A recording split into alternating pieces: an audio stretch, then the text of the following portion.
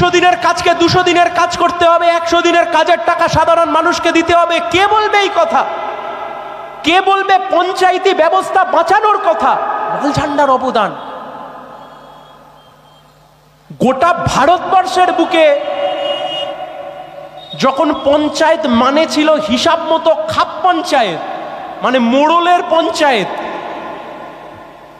গোটা ভারতবর্ষের বুকে যখন পঞ্চায়েত ব্যবস্থার মানে ছিল এলাকার কোনো একজন মোড়লকে সবাই মিলে গিয়ে বসিয়ে দিলাম, সে মোড়ল সেই পঞ্চায়েত, সেই সময়তে লাল ঝান্ডা পশ্চিম বাংলার বুকে পঞ্চায়েতি ব্যবস্থা, পঞ্চায়েতি রাজ ব্যবস্থা কায়েম করেছিল, যে সাধারণ মানুষ নিজের স্থানীয় প্রশাসন তৈরি করবে।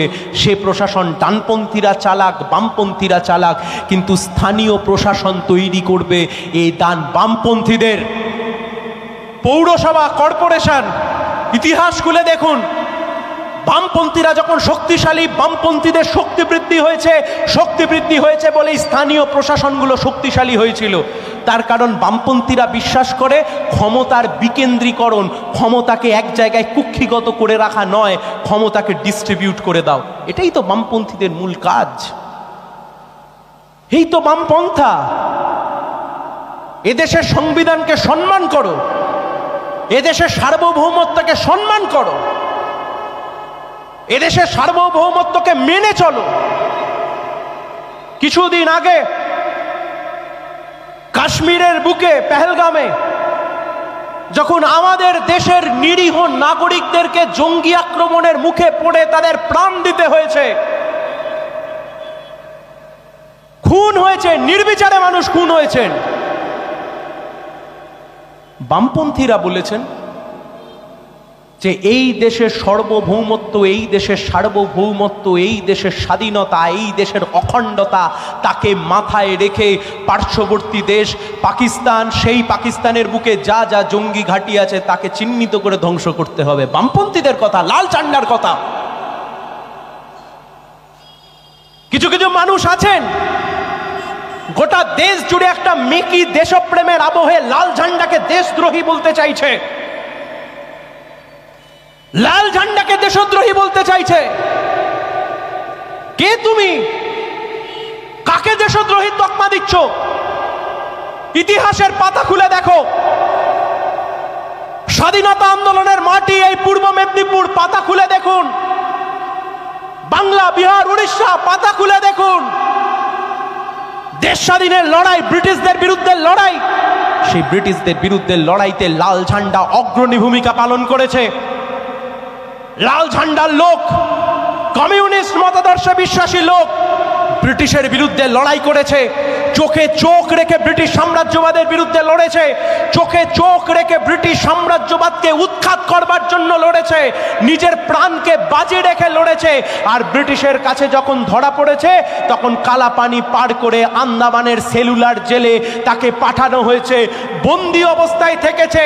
বাঙালি কমিউনিস্ট নেতা, লাল ঝান্ডার নেতা, আমরা গর্ব করি, আমরা অহংকার করি। আন্দামান সেলুলার জেলে আপনি যদি এখনো যান, খোদাই করা আছে বাঙালি বিপ্লবীদের নাম, যার বেশিরভাগ বাঙালি বিপ্লবী যারা কমিউনিস্ট মতাদর্শে বিশ্বাসী ছিলেন, লাল ঝান্ডার মতাদর্শে বিশ্বাসী ছিলেন, তারা সাভারকারের মতো কোনোদিনও মাথা নত করেননি, ব্রিটিশদের বিরুদ্ধে চোখে চোখ রেখে লড়াই করে গেছেন। আমরা জানি দেশের সার্বভৌমত্বর মানে কি, আমরা জানি দেশের সংবিধানের মানে কি, আমরা জানি দেশ, স্বাধীন দেশের গুরুত্ব কি। আর সেই জন্যেই আমরা বলেছিলাম এই স্বাধীন দেশ আর তার সার্বভৌমত্ব, তাকে মাথায় রেখে সিদ্ধান্ত গ্রহণ করতে হবে। যে মানুষ আমাদেরকে দেশদ্রোহী বললেন, যারা বললেন লাল ঝান্ডা দেশদ্রোহী, কিছুদিন পরে বিকেল বেলায় আমরা যখন দেখলাম, বিকেল 6টার সময় আমাদের দেশের বিদেশ মন্ত্রকের তরফ থেকে তার সেক্রেটারি যখন টুইট করে বলছেন যে ভারত পাকিস্তানের মধ্যে যে যুদ্ধ পরিস্থিতি তৈরি হয়েছিল তা দু দেশের কথা বলার মাধ্যমে আমরা সেটাকে বন্ধ রাখছি, কারণ পাকিস্তান বুঝেছে। বিকেল 6টার সময় আমার দেশের বিদেশ মন্ত্রকের থেকে টুইট হয়েছে, ভারতবর্ষের সরকারের বিদেশ মন্ত্রক থেকে। আর বিকেল 5টার সময় আমেরিকার প্রেসিডেন্ট ডোনাল্ড ট্রাম্প তিনি টুইট করে বলে দিলেন, আমার মধ্যস্থতায়, আমার কড়া অবস্থানে আমি ভারতবর্ষের সরকারকে বলেছি বলে ভারতবর্ষ আর পাকিস্তানের মধ্যে শান্তি বজায় রয়েছে। বামপন্থীদের লড়াই এখানে, লাল ঝান্ডার লড়াই এখানে। এই দেশ স্বাধীন দেশ, স্বাধীন সার্বভৌমত্ব দেশ।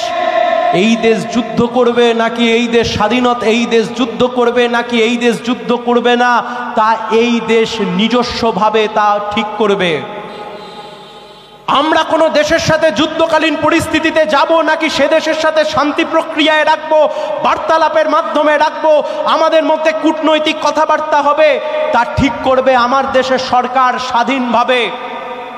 আমার দেশের সংবিধান বলছে ভারতবর্ষ একটা স্বাধীন সার্বভৌম দেশ।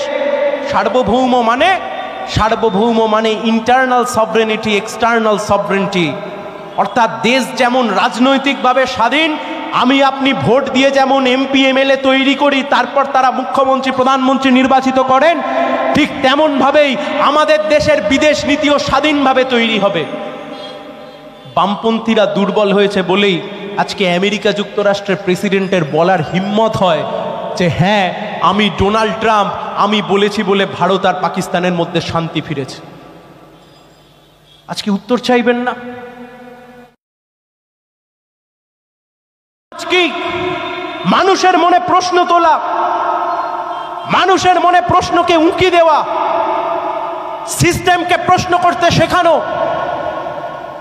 এই যে কেন্দ্রের সরকার, রাজ্যের সরকার মানুষকে এত ভুড়ি এত কিছু প্রমিস করলো। 2021 সালে মুখ্যমন্ত্রী বললেন ডবল চাকরি হবে। অনেকে বলেন বামপন্থীরা পশ্চিমবাংলায় দুর্বল হয়ে গেছে, সংসদীয় রাজনীতিতে বামপন্থীরা শূন্য হয়ে গেছে। ঠিক তো, বামপন্থীরা সংসদীয় রাজনীতিতে শূন্য হয়ে গেছে বলেই তো স্কুলের শিক্ষক শিক্ষিকারা আজকে অর্ধনগ্ন হয়ে কলকাতার রাজপথে ঘুরে বেড়াচ্ছে।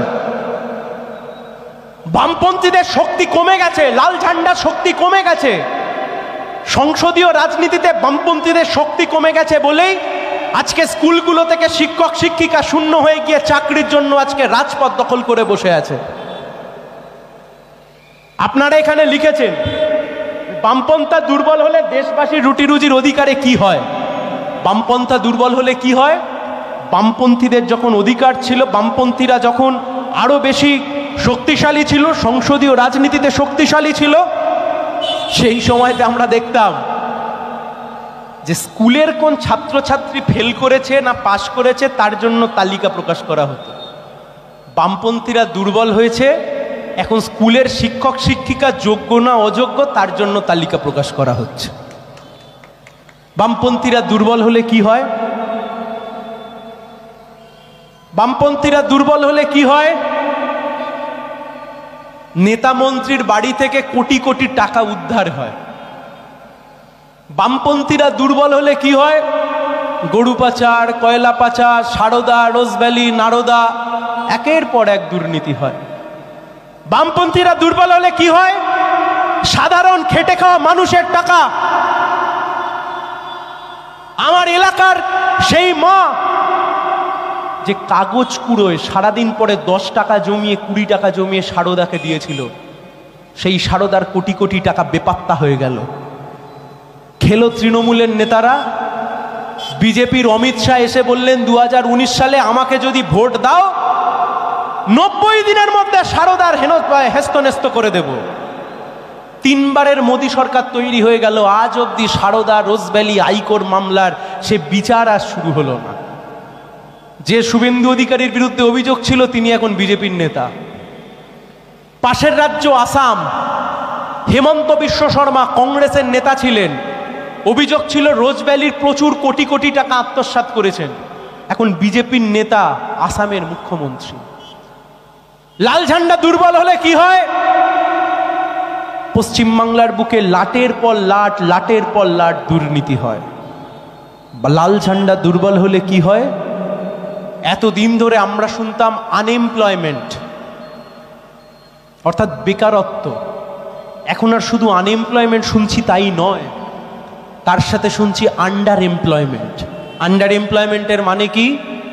ছেলে মাস্টার ডিগ্রি করেছে, মেয়ে গ্র্যাজুয়েশন করেছে, কোনো কাজ পাচ্ছে না, বাধ্য হয়ে ওই সুইগি, জোম্যাটো, ফ্লিপকার্ট এইসবের ডেলিভারি বয় হিসেবে কাজ করছে।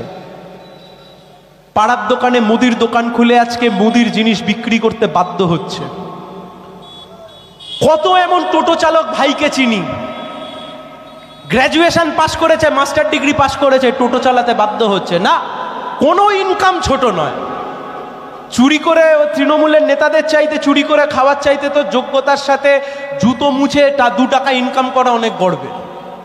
কিন্তু যোগ্যতার নিরিখে চাকরি, মানুষের যোগ্যতার নিরিখে চাকরি, কম বয়সী মানুষের, কম বয়সী ছেলে মেয়েদের যোগ্যতার নিরিখে চাকরি, বামপন্থীরা যদি দুর্বল হয় তাহলে যোগ্যতার নিরিখে চাকরি, সে যোগ্যতার নিরিখে চাকরিও আর খুঁজে পাওয়া যায় না। সেই কারণে সময়ের তাগিদে বামপন্থীদেরকে আরো শক্তিশালী হতে হবে। এমনটা ভাববার কোনো কারণ নেই যে বামপন্থীরা দুর্বল হয়েছে মানে বামপন্থীরা হারিয়ে গেছে। দেশের কেন্দ্রের সরকার 3টে কৃষি বিল নিয়ে এসেছিল। এই মোদী সরকার অদ্ভুত সরকার। এরা কাশ্মীরের জন্য আইন নিয়ে আসে, কাশ্মীরের লোক খুশি হয় না, পশ্চিমবাংলার লোক খুশি হয়। কৃষকদের জন্য আইন নিয়ে আসে, কৃষকরা খুশি হয় না, শুভেন্দু অধিকারী খুশি হয়। শ্রমিকের জন্য শ্রম কোড নিয়ে আসে, শ্রমিক বন্ধুরা খুশি হয় না, বিজেপির নেতা খুশি হয়। যার জন্য আইন তৈরি করছে তারা খুশি হচ্ছে না, কারণ তারা জানে কি সর্বনাশটা হয়ে যাচ্ছে। 3টি কৃষি আইন বিজেপির সরকার গায়ের জোরে পাশ করিয়েছিল পার্লামেন্টে, গায়ের জোরে। এই যে অনেকে বলতে বলতে যান লাল ঝান্ডা শূন্য হয়ে গেছে। লাল ঝান্ডা শূন্য হয়ে যাওয়ার মানে তো ওই 3টি কৃষি আইন, যে কৃষি আইনের মানে কৃষক, তার আরো বেশি সর্বনাশ। আর মাঝখান থেকে যারা ফোড়েদাররা থাকবে, ফোড়েবাজরা যারা থাকবে, তাদের পকেটে কোটি কোটি টাকা। পার্লামেন্টে জোর করে বিল পাস করিয়েছিল এই লাল ঝান্ডার লড়াই, লাল ঝান্ডার আন্দোলন। দিল্লির সিঙ্গু বর্ডার, এই লাল ঝান্ডা দিনের পর দিন লড়েছে, কৃষকরা দিনের পর দিন লড়েছে, লড়াই হয়েছে, আন্দোলন হয়েছে। পার্লামেন্টের বুকে কৃষক বিরোধী বিল পাস করিয়েছিল। আর আমরা বামপন্থীরা বলেছিলাম, what parliament can do the street can undo. Parliament যা করতে পারে রাস্তা তা পাল্টে দিতে পারে। পার্লামেন্টে মোদী সরকার গায়ের জোরে 3টি কৃষি আইন জোর করে পাস করিয়েছিল। রাস্তায় লাল ঝান্ডার আন্দোলনে ওই 3টি কৃষি আইনকে প্রত্যাহার করতে বাধ্য হয়েছে এই কেন্দ্রের সরকার। এটাই লাল ঝান্ডার শক্তি। এই যে স্মার্ট মিটার, আজ থেকে কয়েক মাসের মধ্যে দেখবেন দাবানলের মতো আগুন ছড়িয়ে যাবে।